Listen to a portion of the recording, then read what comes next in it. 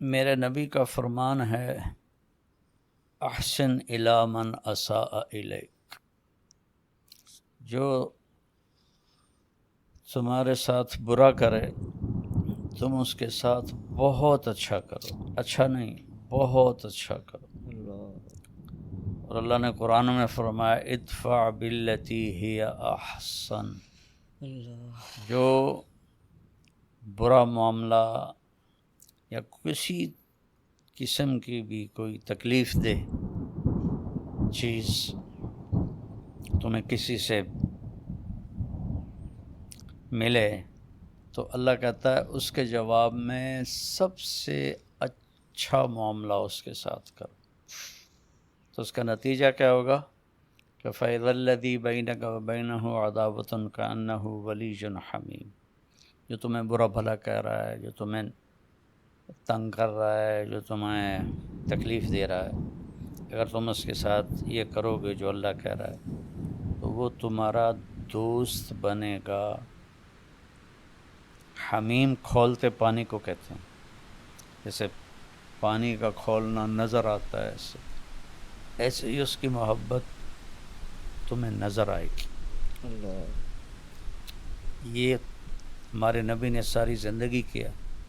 سب سے زیادہ برا اہل مکہ نے کیا، آپ کے ساتھ 18 برس آپ کے قتل کے منصوبے بنے اور باتیں الگ۔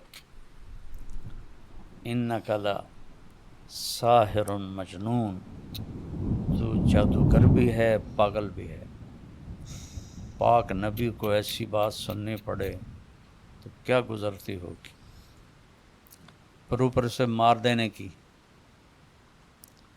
تو جب آپ نے فتح کیا تو فرمایا جاؤ تم سب آزاد ہو، تم پر کوئی جرم نہیں، لا تثریب علیکم اليوم، تم پر کوئی جرم نہیں، جاؤ انتم الطلقاء، تم سب آزاد ہو۔ سب نے کلمہ پڑھ لیا۔ تو اگر آپ زندگی میں اپنی زندگی کو خوبصورت بنانا چاہتے ہیں تو برے کے ساتھ اچھا سلوک کرنا سیکھ لیں، تو آپ کی زندگی انتہائی خوبصورت ہو جائے گی۔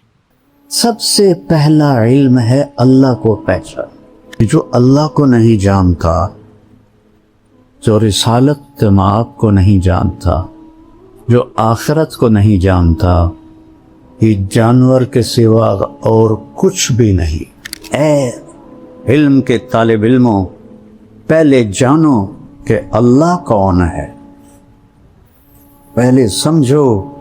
حاکم کو نہیں جانو گے تو حکم کو کیسے جانو گے؟ حاکم کی عظمت نہیں ہے تو حکم کی عظمت نہیں آئے گی۔ سب سے پہلے تو قرآن سمجھو، قرآن کیا کہتا ہے۔ جتنی عربی تم پڑھتے ہو اس سے قرآن نہیں آتا، اللہ کی قسم نہیں آتی۔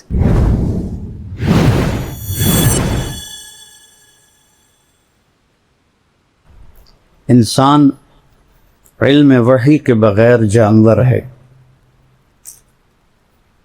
ایک جگہ اللہ کہتا ہے اولئک کالانعام بل ہم اضل، یہ جانور ہیں اس سے بھی بدتر۔ پھر اس میں شدت لاتا ہے ان ہم الا کالانعام، تاکید آ گئی، حصر آ گیا، ان ہم الا کالانعام بل اضل سبیلا، سے بھی شدت کہ جو اللہ کو نہیں جانتا، جو رسالت مآب کو نہیں جانتا، جو آخرت کو نہیں جانتا، یہ جانور کے سوا اور کچھ بھی نہیں۔ پھر ایک اور طرح اس کو بیان کیا ان الذین کفروا من اہل الکتاب والمشرکین فی نار جہنم اولئک ہم شر البریہ، جو ایمان نہ لا سکے اہل کتاب سے، مشرکین سے، یہ جہنم میں ہیں اور سب سے بدترین مخلوق ہیں، شر البریہ، کفر بذات خود اتنی خوفناک چیز ہے کہ انسان کو انسانیت سے نکال دیتا، پہلے جانور بناتا ہے، پھر جانور سے بھی آگے بدترین مخلوق جانوروں کے بارے میں اور پوری کائنات کے بارے میں تو اللہ فرماتا ہے کل قد علم صلاتہ و تسبیحہ، کائنات کی ہر شے، کل، یہ جو راڈ ہے، یہ جو تار ہے، یہ جو ڈسک ہے، یہ سجادہ ہے، میرے سر پہ امامہ ہے، آپ کے سر پہ ہے، اس کرتے کا ہر تار، کلن، سب جانتے ہیں کہ ہم نے اللہ کی نماز کیسے پڑھ لی ہے اور اس کی تسبیح کیسے پڑھ. پھر اس میں اور طاقت پیدا کی. وَإِن مِّن شَيْءٍ إِلَّا يُسَبِّحُ بِحَمْدِهِ، ان اور من اور شے، یعنی چھوٹی سے چھوٹی چیز کیا ہے کائنات میں؟ ایٹم. ایٹم کو کیا، کتنا اس کا حجم ہے سائنس کی زبان میں؟ Centimetre. کتنا سکتا ہے ایٹم؟ سینٹی میٹر کا 10 کروڑواں حصہ ہوتا ہے. ہم مان لیتے ہیں جو کہ ہمارے پاس تو کوئی اور دلیل نہیں ہے نفی کرنے کی. اگر اس سے بھی کوئی چھوٹی چیز ہے تو اللہ کہتا ہے ان من شیء، کیا کرتی ہے؟ الا یسبح بحمدہ ولکن لا تفقہون تسبیحہ. پھر کہتا ہے سبح للہ ما فی السماوات والارض، کیوں؟ وہو العزیز الحکیم، عزت والا ہے. کیسی عزت ہے؟ لہو ملک السماوات والارض، زمین آسمان کا شہنشاہ. کیا طاقت ہے؟ یحیی و یمیت، زندگی موت اس کے ہاتھ میں. حی لا یموت، ایک ہے جو موت سے پاک، سب کو مرنا ہے. اپنے حبیب سے فرمایا صرف ایک ذات، عش ما شئت، میرے حبیب جتنا جینا ہے جی لو، آپ کے لیے کوئی مقرر مدت کوئی نہیں ہے، لیکن فَإِنَّكَ مَيِّتٌ، موت آپ کو بھی آئے گی. وَهُوَ عَلَىٰ كُلِّ شَيْءٍ قَدِيرٌ، ہر چیز پر قادر. سب سے پہلا علم ہے اللہ کو پہچان. ہم فقہی چیزوں میں گم ہو گئے اور اصطلاحی چیزوں میں گم ہو گئے. قرآن عرب پر اترا تھا جو انتہائی سادہ تھے، وہ یہ فلسفے نہیں جانتے تھے، وہ یہ منطق نہیں جانتے تھے. معذرت کے ساتھ منطق پڑھاتے ہو یار، کتنا ظلم کرتے ہو. میں یہ ایسے نہیں کہ میں نے منطق یاد کی، مرقات میں نے اپنے قلم سے بغیر دیکھے، ایک دفعہ بھی کتاب کو نہیں دیکھا، پوری مرقات میں نے اپنے قلم سے لکھ دی، ایک خطا نہیں تھی اس میں، ایک خطا. بصیرت سے کہتا ہوں یہ خیانت ہے، یہ ظلم ہے.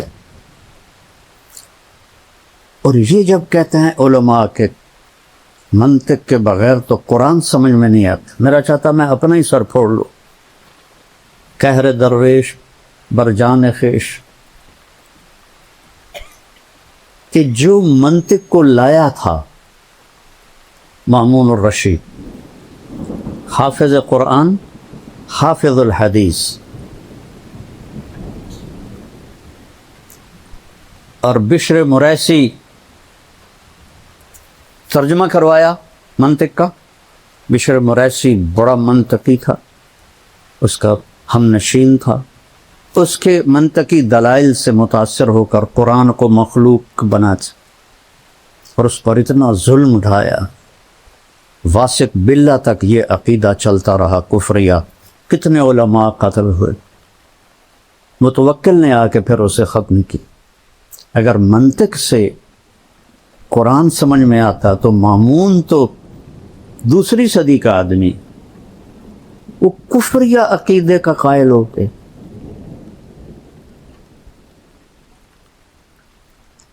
مطلب لکیر کے فقیر ایسے نہ بنو کہ بس ہم تو لکیر کے فقیر ہیں. یہ بھیجا کیوں دیا ہے اللہ نے؟ افلا یتدبرون القرآن ام علی قلوب اقفالها. کیوں نہیں تدبر کرتے ہو قرآن؟ تدبر دبر سے ہے، دبر پشت کو کہتے ہیں کہ قرآن کے الفاظ کے پیچھے کیا چھپا ہوا ہے اسے ڈھونڈو. یہ ضرب جزرب و ضربن سے نہیں سمجھ میں آئے گا، یہ تعمق چاہیے عربی میں. عرب تو اپنی فطرت سے قرآن سمجھتے تھے. اسماعیل رحمہ اللہ تلاوت کر رہے تھے مسجد زبانی، السارق والسارقۃ فاقطعوا ایدیہما جزاء بما کسبا نکالا من اللہ. یہاں ہے واللہ عزیز حکیم، انہوں نے پڑھا واللہ غفور الرحیم. تو قریب ایک بدو بیٹھا تھا دیہاتی، کہتا ہے وہ جانتا بھی نہیں تھا کہ یہ اسماعیل جیسی عبقری شخصیت ہے جنہوں نے قرآن کی وہ خدمت کی ہے لغت کے لحاظ سے کسی نے نہیں کی. تھے بڑے بدصورت اور علم نے ان کو خوبصورت بنا دیا. ایک دفعہ کہنے لگے زندگی میں مجھے کوئی چکر نہیں دے سکا سوائے ایک دفعہ. تو اس نے شاگردوں نے پوچھا جی وہ کیسے؟ کہا میں کھڑا تھا، ایک خوبصورت لڑکی آئی اور مجھے ایسے اشارہ کیا. میں کہا بھائی کم بن گئے، کوئی میرے تو بھی عاشق ہو گئی ہے. تو وہ آگے آگے میں پیچھے پیچھے، وہ آگے آگے میں پیچھے پیچھے. آپ نے فرمایا عورت سے زیادہ مرد کو بیوقوف بنانے والی دنیا میں کوئی چیز نہیں. تو ایک دکان پہ جا کے کھڑی ہو گئی اور دکاندار سے کہا اس جیسا، اور چلی گئی. تو اسماعیل فرماتے ہیں بھائی یہ کی چکر ہے؟ وہ کہنے لگا جی کل یہ لڑکی میرے پاس آئی تھی کہ مجھے شیطان کی تصویر بنا کے دو. وہ مصور تھا. تو میں نے اس سے کہا میں نے تو شیطان دیکھا نہیں، تو میں کیسے بناؤں؟ تو آج وہ تمہیں لے کر آئی، اسماعیل رحمہ اللہ کو لے کر آئی ہے اور کہا ایسا بنا دو، یہ شیطان کی شکل ہے. علم اللہ نے بہت دیا تھا. تو وہ بدو کہنے لگا بھائی صاحب کیا پڑھ رہے ہو؟ سبحان اللہ. کہا میں قرآن پڑھ رہا ہوں. کہا ما ھذا بکلام اللہ، یہ کلام اللہ نہیں ہے، کچھ اور پڑھ رہے ہو. سبحان. انہوں نے دہرایا السارق والسارقۃ فاقطعوا ایدیہما جزاء بما کسبا نکالا من اللہ. اوہ بھائی معاف کرنا، واللہ عزیز حکیم. اما ھذا فکلام اللہ، یہ کلام اللہ ہے. تو انہوں نے پوچھا اسماعیل نے انت عالم، تم عالم ہو؟ کہا لا انا بدوی، میں دیہاتی ہوں. کہتا کیف فہمت خطئی، تمہیں پھر میری خطا کا کیسے پتہ چلا؟ کہا دیکھو لو غفر ورحم لم یامر بالقطع، اگر وہ کہتا میں غفور الرحیم ہوں ہاتھ کاٹنے کا حکم نہ دیتا. عزف حکم، سبحان. عزیز و حکیم اپنے آپ کو بتایا، کہا کاٹ دو اس کا ہاتھ. سب سے پہلے تو قرآن سمجھو، قرآن کیا کہتا ہے. جتنی عربی تم پڑھتے ہو اس سے قرآن نہیں آتا، اللہ کی قسم نہیں آتی. شرح جامع پڑھائی جاتی ہے. اب بتاؤ شرح جامع فلسفہ نحو کی کتاب، جیسے قاری صاحب فرما دے نا کہ بخاری کیا ہے؟ علم الحدیث اور مشکات حدیث. تو شرح جامع فلسفہ نحو کی کتاب ہے، نحو کی نہیں ہے. کافیہ بھی پڑھاتے ہیں، سبحان اللہ، نیلے پہ دہلا۔ وہ پہیلیوں کی کتاب نحو کی ہے ہی نہیں، صرف ایک کتاب ہے نحو کی، ہدایت النحو ہوتی۔ ہدایت النحو بھی مجھے ایسے ازبر یاد تھی جیسے سورۃ فاتحہ یاد ہوتی۔ اما بعد سے شروع کرتا تھا اور تمت بالخیر پر 40 منٹ میں ساری دہرا دیتا تھا۔ نحو کی ایک کتاب ہے صرف ہدایت النحو، کافیہ، پہیلیاں، شرح جامی فلسفہ، کنز الدقائق پہیلیاں ہیں، کنز بھی ہے، امام توقان ابھی تک فارغ نہیں ہوا۔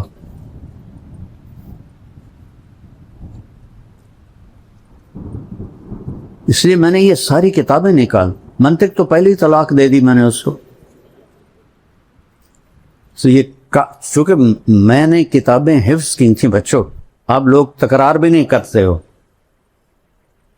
میں دعوے سے کہتا ہوں، بدگمانی نہیں ہے، میرا دعویٰ ہے، تم تکرار بھی نہیں کرتے، اور میں حفظ کرتا تھا، اللہ نے حافظہ اچھا دیا تھا۔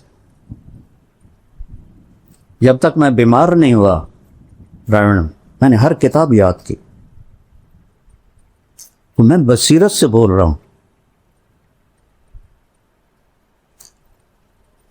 فَعْلَمْ أَنَّهُ لَا إِلَٰهَ إِلَّا اللَّهُ، یہ پہلا علم ہے، حدیث سے پہلے ہے۔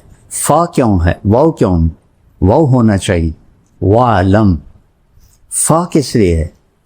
فا ہوتی ہے للفور، فا حملت ہو، فا فوراً حمل ہوا، چونکہ اس میں بائبل میں ہے کہ حمل ہوا اور 9 مہینے بعد ولادت ہو، تو قرآن کہتا ہے فحملت ہو، فوراً حمل ہوا، فانتبذت به مکانا قصیا، فا فوراً دور ایک جگہ گئی، پھر فأجاءها المخاض الى جذع النخلہ، پھر فا فا فا فا کہ ایک کھجور کے تنے سے پھر ٹیک لگائی اور بچہ پیدا ہو گیا۔ تو یہاں واو کی بجائے فا ہے کہ اے علم کے طالب علموں، پہلے جانو کہ اللہ کون ہے، پہلے سمجھو، حاکم کو نہیں جانو گے تو حکم کو کیسے جانو گے؟ حاکم کی عظمت نہیں ہے تو حکم کی عظمت نہیں آئے گی۔ میرے ایک دوست تھے، وہ ایس ایس پی تھے، یہاں تھے وہ اے ایس پی فیصل آباد، تو میں نے گشتیں کی، اللہ نے فضل فرمایا وہ تبلیغ میں لگ گئے، پھر وہ کوئٹہ گئے، ایس پی بن کے، ایس ایس پی، وہاں سے 3 چلے لگانے آ گئے، اللہ ان کا بھلا کر۔ تو وہ فیصل آباد میں تشکیل ہو گئے، تو میں ان کے پاس گیا، بلال مسجد میں تھے، میں نے کہا یہاں کا جو ایس ایس پی ہے نا، وہ میرا جوٹی دار ہے سینٹرل ماڈل اسکول کا، تو میں تمہیں اس کے پاس لے چلتا ہوں۔ تو انہوں نے کہا میرا وہ بیچ میٹ ہے، ہم اس میں کٹھے تھے، سی ایس ایس کے اس میں اسباق میں کلاس میں۔